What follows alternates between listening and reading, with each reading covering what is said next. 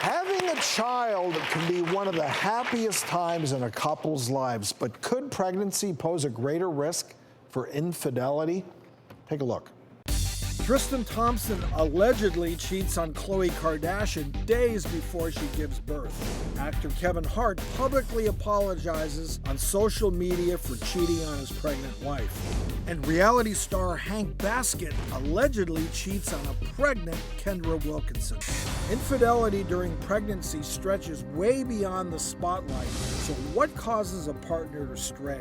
Studies show women may experience diminished sexual desire during their third trimester, while fathers-to-be may face conflicting feelings like elation and envy. Can all these factors put your relationship at risk and even affect the health of your newborn baby? Dr. Ish, take it away. So here's the thing to know about cheating, right? It's a symptom of a bad relationship. If he cheats when you're pregnant, he's probably cheating when you're not pregnant. And so that doesn't have anything to do with it. Yeah.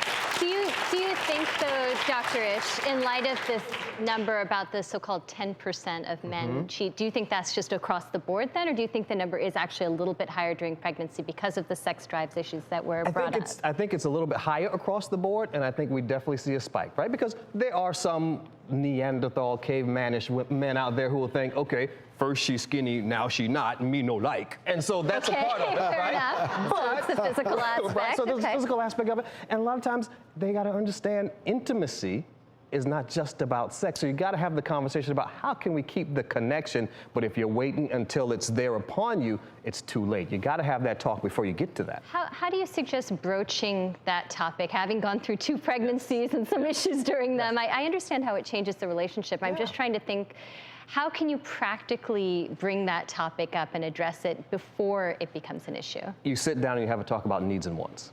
Hey, we're about to go through this thing together, and your body's gonna go through a lot of changes, and I don't know how I'm gonna react to that, but how can we make sure that you and I are getting our needs and wants met? And this is not a blame session, this is a how can we stay on the same page session, but have that conversation early. And you've gotta do what we do in boot camp, listen, understand and validate, and work around, find the solution. There are a lot of workarounds there. Dr. O, one of the biggest complaints from the guys who come to see me is they're like, after the kid came, I feel like a second-class citizen in my own house.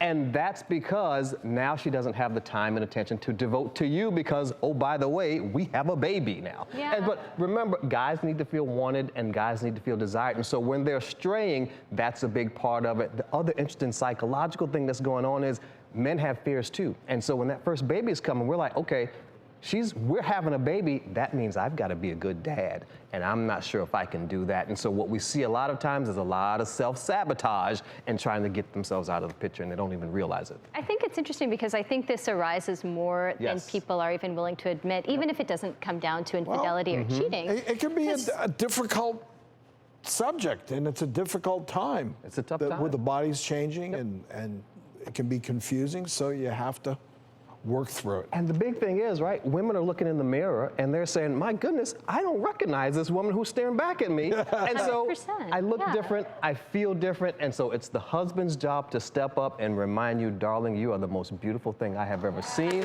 And that motherly glow. That's the ticket. Yes. All right. Yes. Good stuff.